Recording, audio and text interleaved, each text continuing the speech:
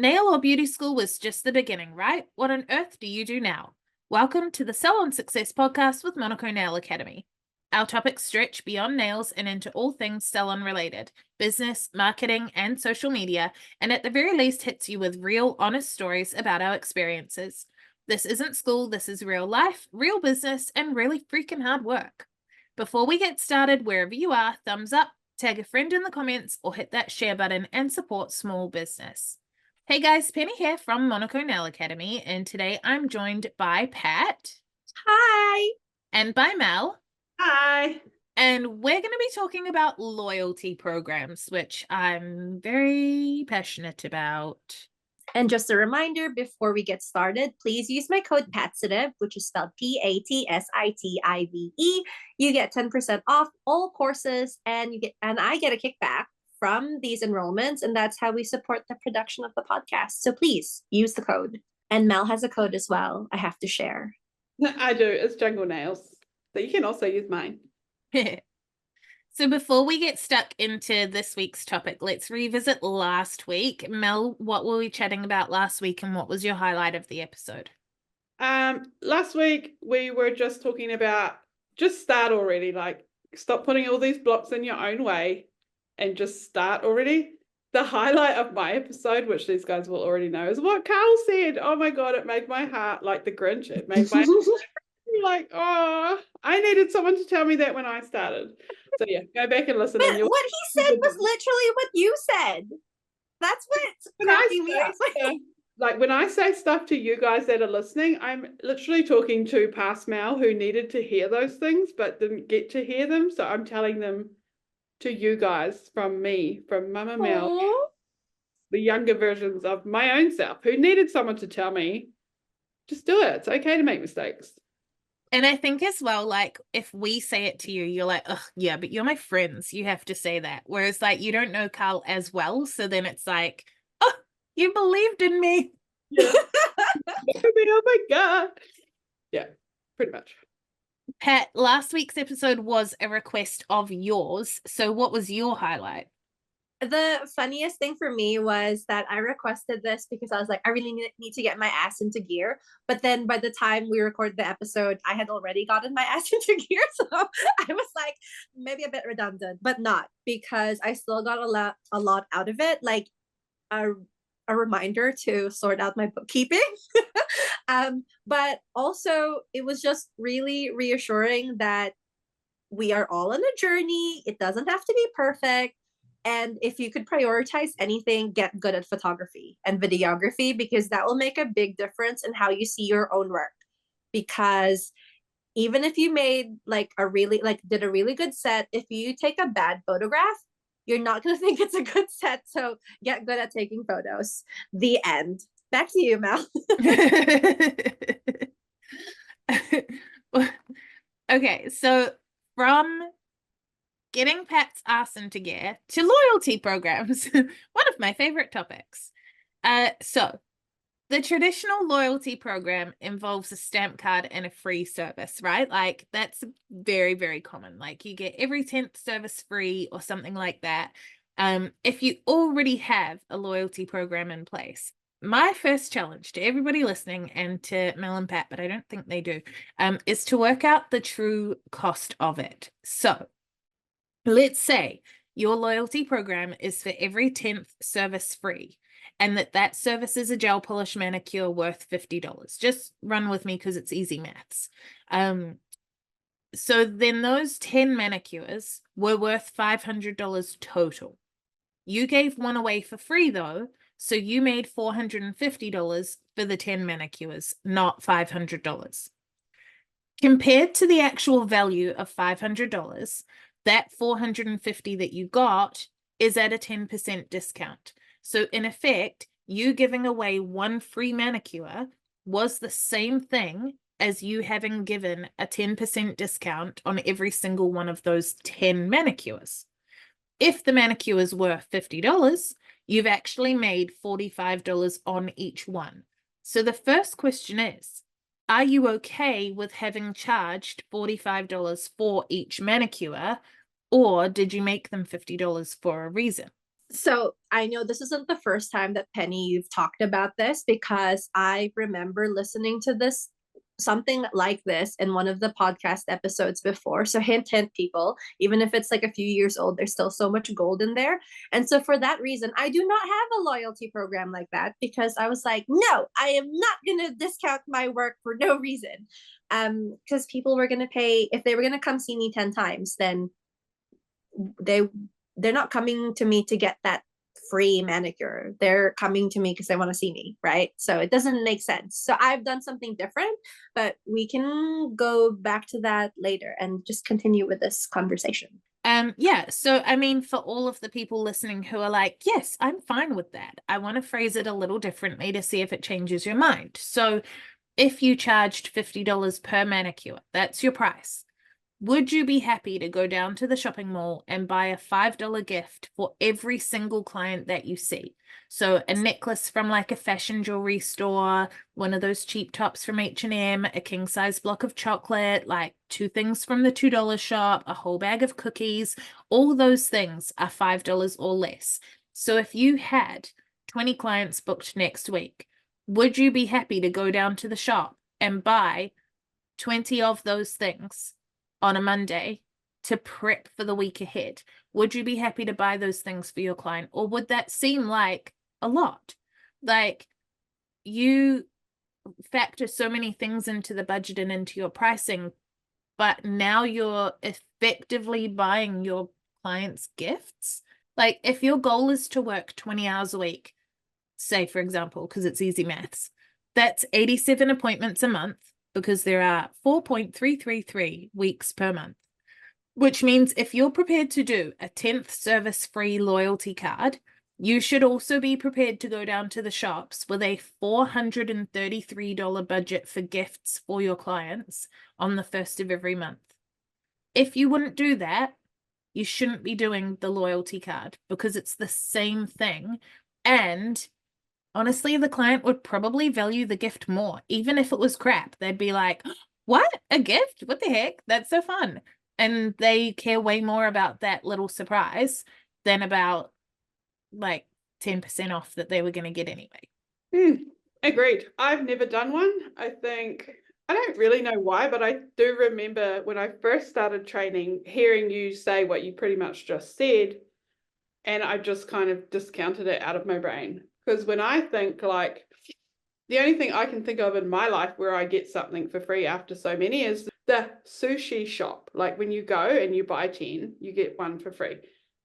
Is that why I go buy sushi? No. Am I going to buy the sushi without that? Yes. Does it make a difference to my life? No. It's just a free pack of sushi, but I don't know. It doesn't attract me to go there, so I kind of just thought, well, yeah. I don't know. It just never seemed worth it for me. And like with the sushi, like, is it fun the day that you get your free thing? Yeah.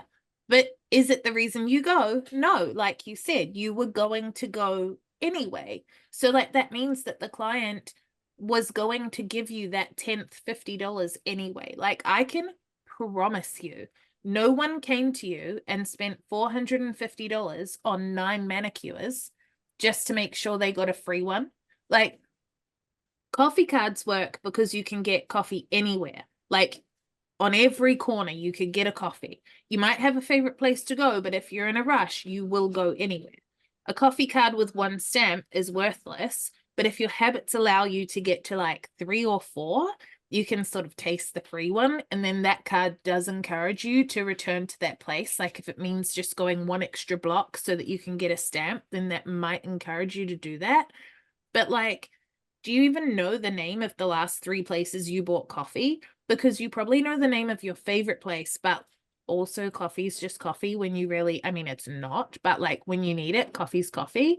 The same can't be said for manicures or other beauty services. So if that mentality did apply to a client's attitude towards beauty, they're probably at like a nail bar in the middle of the mall and not coming to you anyway. Like, a client of yours or ours isn't just hopping from salon to salon. Like, they heard about you, researched you, queried your prices, looked at your portfolio, got some word of mouth, and then made a conscious decision to book. A stamp card is not the reason that they started coming to you. And if you don't meet their expectations, it won't be enough to get them to stay. So realistically, you just gave away $50 for nothing. And if you're doing 20 clients a week, only 20, that's actually over $5,000 a year that you gave away. And like, when you think about it, what are we getting back from giving someone a free manicure? Because like the return on investment probably isn't that great. Like, yeah, there's something to be said about rewarding your clients, but there are other ways we can reward them, right? That will actually make them feel, I guess, more rewarded, because a free manicure, like, yeah, okay, it's free, but they get a manicure from you anyway. So it's not special or different. But if we spent $10 on stuff, knowing that we have access to like wholesale prices, we could get a lot more. And I'm pretty sure, Penny, you're going to get into that or something. But like, yeah, like I don't really get the whole, plus it makes your brand seem cheap. And I don't want to be known as a discount brand. I want people to associate me with like premium and like luxury, because at the end of the day, nails aren't like a necessity. They're a luxury service. So we shouldn't be trying to make them seem like, oh, it's just like a cheap thing. It's not. Like, treat it like the premium service that it is and pay for it. Amen. Like, yeah. I was trying to think, while Pat was talking, I was trying to think of another example that I've really been like, oh, I better go there so I can get the free thing. And I actually couldn't think of anything. Like, I'm not saying don't do a loyalty program at all. I'm just saying do one that matters, because people don't care about a freebie that they were going to pay for. Like, we've established that. They take it for granted. I don't care.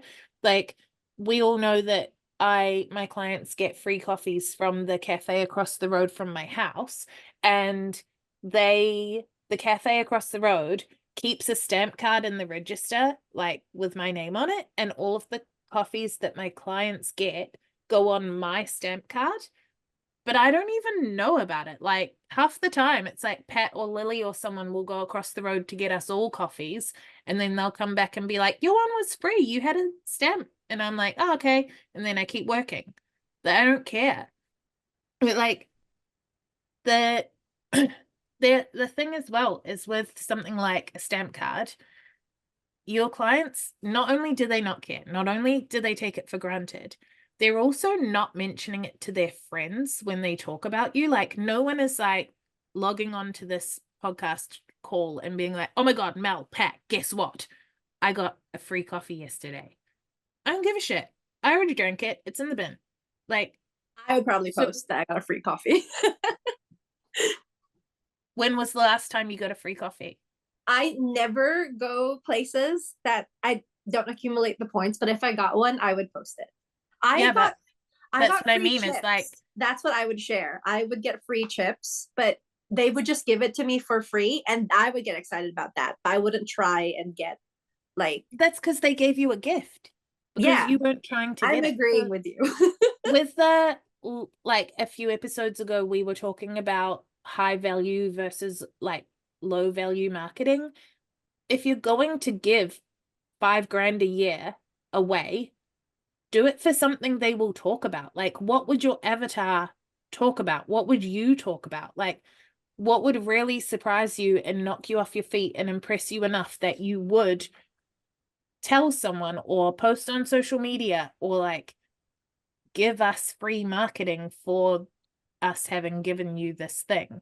Like, for example, you could send your client a thank you card every 6 months for the cost of a $1 card from the $2 shop and a stamp, literally just saying, I just wanted to send you a little note to say I appreciate you. Thanks for being a part of my life. And I guarantee that getting a card in the mail with a handwritten note would mean more to them than 6 months of stamp cards. Totally. Like, on like slightly related, I remember when I switched banks, I got a note, like a handwritten note and a chocolate in the mail, and I got so excited. I told everyone at work.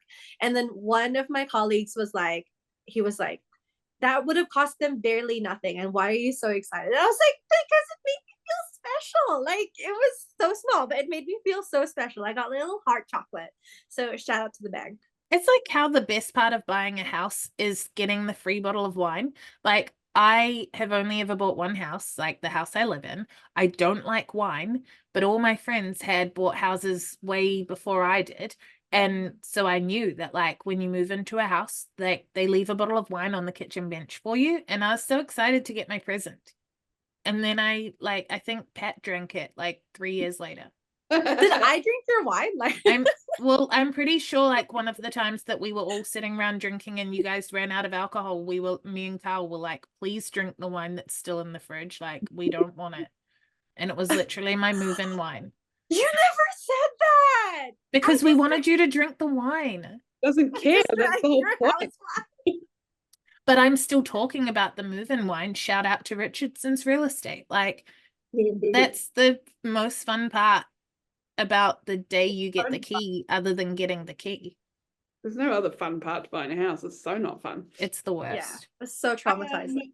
Well, it makes so much sense though when you talk about it, because you don't actually really think about it. Like when you say you could give them something else for that $50, like, oh, if a nail tech was going to give me like a $50 voucher to a tattoo place every 10 manicures, oh my God, I would go there. Same. What the heck? That's such a fun idea. Want, and yeah, you'll hold on to me because I will save those up and get the meanest tattoo. Yeah. I want that. Like, someone make this deal happen. Well, the thing is, like, if you, like, until 5 minutes ago, the standard example has a budget of $5 per client, right? Like 10% off, or, you know, a free 10th manicure, we just worked out, has a budget of $5 per client or similar. But like that budget of $5 per visit, if you are like, yeah, I don't care, I'm going to keep that budget, what can you actually do with it that isn't just a free manicure, but like the tattoo voucher? What a fun idea. Or like $5 per visit when a visit is fortnightly is actually a budget of $130 a year per client. And with all the wholesale accounts that Pat just mentioned, $130 is actually $260 retail value worth of goodies. So like, what do you think means more to a client? A few free manicures they would have paid for anyway, or a $260 beauty and makeup gift bag on their anniversary with you?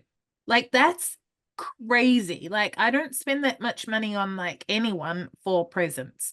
If I got a $260 present, I would die. Like, if I was kind of getting over like my beauty therapist, say, and they're not like meeting my expectations anymore, and someone else is like, oh, you should actually try my lady. If I still have 5 stamps to go to get a freebie, I'm not staying. But if I knew that I was 3 months, which is the same amount, from a $260 anniversary present, I am not changing. I don't care. I am staying with that beauty therapist to get my present. And then that gives her 3 months of time to get over whatever blip is happening in her journey and sort her shit out, so that then in 3 months' time, I want to stay, because now she's doing a better job. You don't even have to know, right? Like how much the hamper is worth. Like, but you can kind of just see like, oh shit, that's a lot of stuff. Like, you know, that's worth more than a $50 manicure. That's the thing, right? Because like $260 gift bag is totally cuckoo. Like, that's nuts. Like, if you gave me a $50 present, I'd still wait for it. I'd still hang out for it. Like, and then you're saving $210 and I am posting on social media and telling all my friends that you gave me a $50 present. Yeah, that's what I was just gonna say. I never did like the whole 10th free manicure or anything, but at Christmas time I would look at my booking system and pick my top 5 people, or yeah, like people that always shared my work or always like tagged me in people's posts looking for recommendations. And I gave them like a bowl of lollies and chocolates, a cookie that I had made, I think like a little bottle of wine, and a card that I wrote to them, you know, about what we had been through over that year. And every single one of them posted about it and got lots of comments and tags and all that stuff. So yeah, it means a lot more than just a free manicure. Yeah. And surprises, like, quadruple the value of something. Like if you sent them something on their birthday, or like say they came to you for wedding nails and you remembered their wedding anniversary, or like you sent them a bunch of flowers on the anniversary of something good or something bad that they told you about during an appointment. Like if you just took note of the fact that they told you that this thing happened, and then a year later you're like, hey, I cared about that thing, and you send them a card or a bunch of flowers, that's worth so much more than a free manicure every 10th time. So much more. Because sometimes on those days, nobody reaches out to you. So then imagine if your like nail tech reached out, how like connected, and it would feel so nice. It would be so much more valuable than just a free manicure. It's not the kind of thing you would expect from your nail tech, right? And that's what makes it so valuable, because it's like it just exceeds expectations. And that's what we talk about in Salon Success, like exceeding expectations and everything. I do, when I say I do, I mean, I'm planning to do something cute. So I have not printed these out yet, but I like the idea of people collecting stamps, but without it being related to like get a free manicure. I just wanted people to play a game with me. So the idea is that like on the 3rd and 6th visit, they get a scratch card. And I just make up these scratch cards myself because I have scratch off stickers, and I got these on a whim because it seemed like fun. And then I would have stuff relating to my avatar. So it could be stuff like you get a free crystal. Like, who doesn't want a free crystal? Or it can be like you get lollies or something. Or it can even be try again next time. But the idea behind that is that it's gamification, so that, you know, it's like, oh, I'm going to get that thing. And it might not push them to come the 10th time, but it may push them to come the 3rd time just to see why they might win something. And then I've got for the 10th one, they get to spin for a prize. So I still need to make the spinny thing, but this is just, you know, and that comes back to the, I can get a bunch of stuff for using wholesale accounts, and it could just be like really exciting. And it doesn't have to be like you get a $50 manicure, you know, it could be like you get like a hamper, you get like a chocolate prize, it could be like you get tarot cards. Those are like super cool. So I just think it's fun, and I'm still toying with the idea, but I like the idea of doing something where you don't know what you're gonna get. It's gonna be like exciting, and it's like a game, and that's what I want from people. Like, you know, it's like fun. We're having nails, we're relaxing also, and it's like you get to play the lotto a bit. Yeah. My entire family knows that if they are anywhere and they see a Lucky Dip box, they must bring one home for me. Like at the Easter show, we hunt them out. Like everywhere that we go, if there's anything with a Lucky Dip, or if they see a Lucky Dip, they have to buy one for me, because I have such like, I just freaking love a Lucky Dip, and that's what that makes me think of, and I want to play. Oh, well, then you can have your nails done by me then. I don't like having my nails done, so I'll think about it. If you really wanted that Lucky Dip. It's tempting, but not that tempting. It's okay. I would rather buy it off you. I would give you $20 for your $2 Lucky Dip. I could sell my Lucky Dips. Like, hey, retail. Okay, ideas. Writing this down. So before we continue on with the podcast, we just want to take a quick ad break to talk about the courses that we offer at Monaco Nail Academy. Now, we like to do a lot of flexible options for our students. We have both online and in-person training. We have payment plans or upfront. We have groups or one-on-one. If you head to www.monaco.ac.nz/course-finder, then there's a little quiz that you can do where you enter all your preferences, all your goals, and it will tell you exactly which course is the right course for you to do with Monaco. And there's usually a little monthly giveaway for those that give it a go. So www.monaco.ac.nz/course-finder and see where the quiz takes you. So like if you guys really wanted to do a stamp card, because I know there's someone listening that's like, no, I want my stamp card. Like, they could still stamp their way up to the gift that we've been talking about, or like what Pat's talking about with her, I'm going to call them Lucky Dips now, but like this $50 or $260 gift that we're brainstorming, they can stamp their way up to it if you really want a stamp card. Like, at least then you're also still getting the 10th $50. So like, while you're at it, how many other local businesses with the same target market might want to contribute to your gift bag in exchange for posts on social media or putting their brochures in the same bag? Like, could you get away with putting together the gift bags on the back of donations and trade swaps alone, and then you've saved even more money? And then they can still stamp their way if you really want a stamp card, but like now you're getting all the money and all the benefits, and that surely is the definition of high value, low volume that we were talking about a few episodes ago. That is so exciting. And it's that hashtag competition free zone again. It's like you're working with people to give value to your clients. Like, that's so cool. Yeah, I think I've told you guys before that we did like a product launch once where we wanted to be fancy and do a little bit of a party for it, and we got the wine donated, we got the food donated, like we got goodie like spot prizes donated. Like, I think we might have paid to hire the venue, but I think that was about it. Like, basically we had this whole party that made us look really good and we didn't pay for any of it. Wow. It's so possible. Like, it's so possible. Like things like what's it called, Chicks at the Flicks, the events that they do for movie premieres, and you get those good big goodie bags. Like, they're not paying for those, but then you're like, I'm gonna go to whatever cinema it is and go to that thing because it's real fun, but they didn't pay for that stuff. Who pays for it?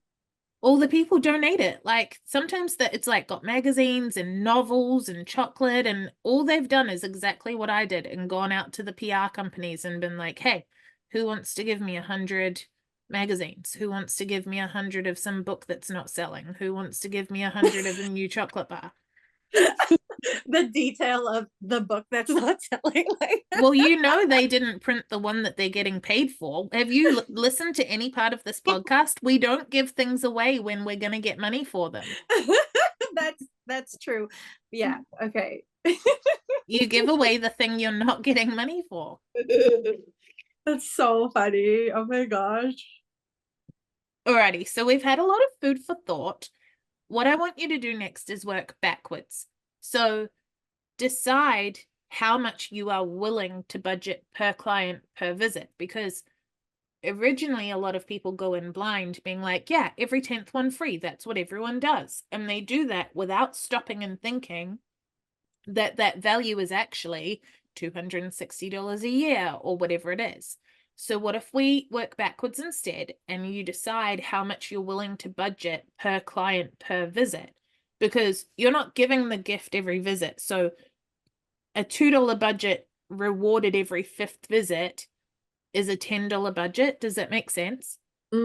Once you know how much you want to budget, then you can like calculate, okay, cool. So I've got this much to work with. Like, either it's $10 per person, or maybe you go, well, I just have $300 from the budget from the clients to like think of something cool, and then get really creative to make it the most valuable gift, like high value gift that you can, because perceived value is so much different to monetary value.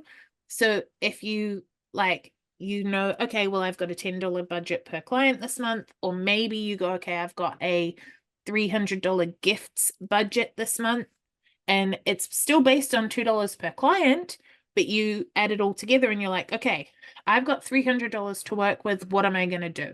And then you go and talk to local businesses, you see what you can get donated, you work out, all right, either I'm going to do a lucky dip for every single client, and some of it will have been stuff that was donated, some of it will be gifts that I've got from the crystal shop or wherever, or like whatever. Maybe July is lucky dip month, maybe August is everybody that books goes in the draw for a hamper, maybe September is that everybody goes in the draw to get tickets to an event that's happening locally or something.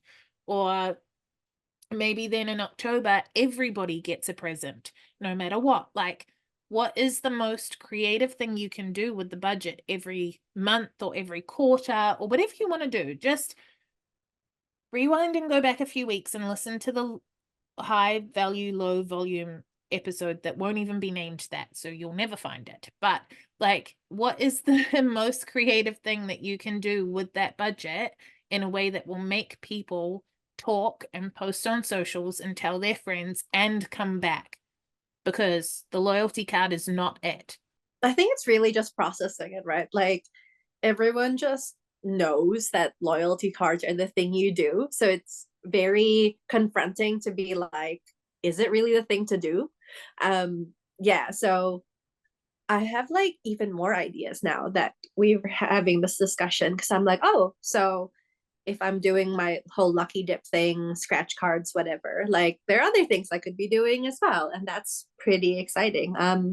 Yeah, lots to think about. Because if you do the same thing all the time forever, people stop talking about it too. Like, this is why true. KFC brings the double down back like once a year. Because if it was standard menu, no one would talk about it. But everyone goes, oh, the double down's back. That thing's so gross. No, it's not. It's real yum. Like, you know?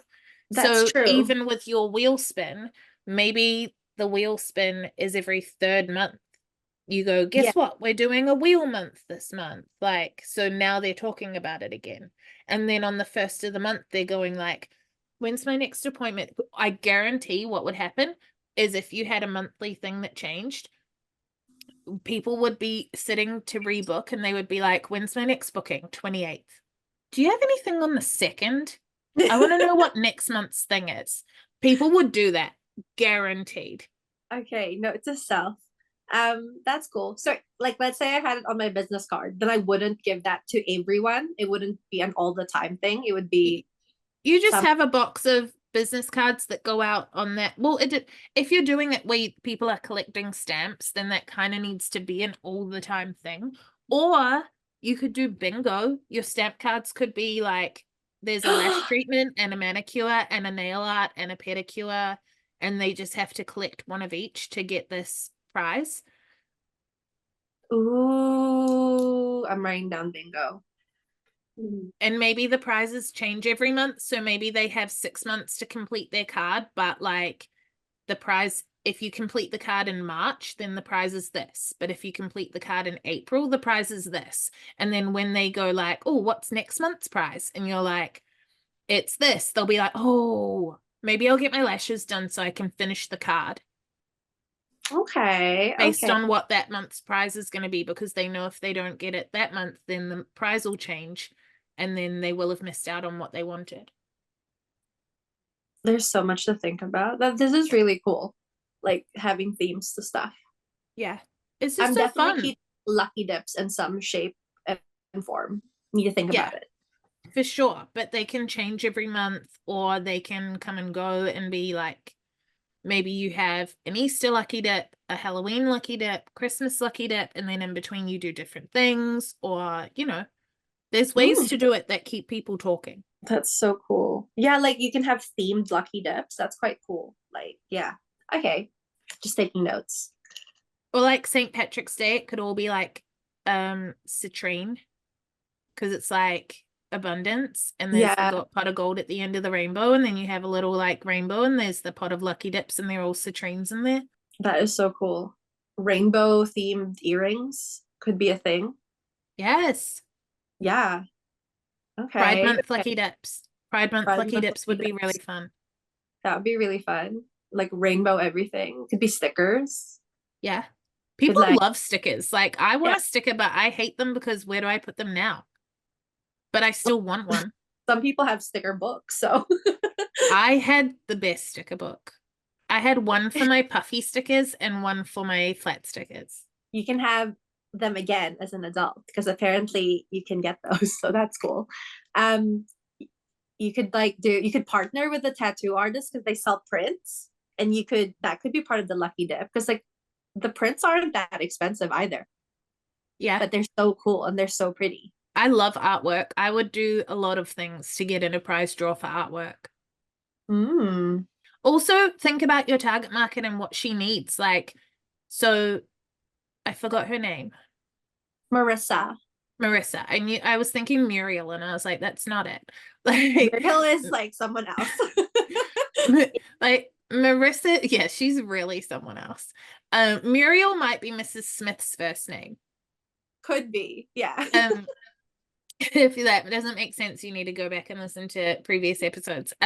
But like what Marissa wants in life is like different to what Mel's avatar would want in life. Like Mel's avatar has kids, but Marissa Muriel doesn't. So like what if the prize next month was like a date night?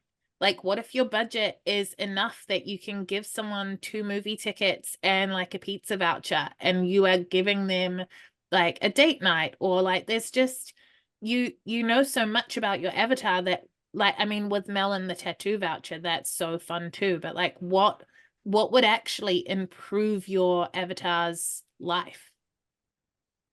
Yeah, like Poppy, my avatar. She would love the tattoo voucher, but because she had kids, she would also love like a massage voucher, or a dinner voucher for her and her husband, or just something for her, because her whole life revolves around her kids. Yeah, exactly. Which is also why a few episodes when we talked about like sponsoring kids sports teams by giving prizes to the mums, like that's, you know, it's about solving problems and making her day. Yeah, this has been really informative for me, because I just sort of writ off loyalty programs, like I'm not doing it for free, I'm not doing the whole stamp thing. But to hear all the different ways you could do it without it being like, oh, I get to 10 and get a free manicure. There's so many other ways. Do you have any ideas that you are willing to share? I don't have anything specific, but it's definitely made me think that it doesn't have to just be the straight, oh, you get a free manicure. Like, it's definitely got like the chains in my brain turning about how I could make it fun and cool. Like, I really like the bingo idea. Yeah, that's fun. Bingo at the local RSA on a Sunday. Yeah. And yeah, I would be like, ooh, I'm going to get nail art today so I can finish that line. Like, yeah, it would. Yeah. Yeah, exactly. Yeah.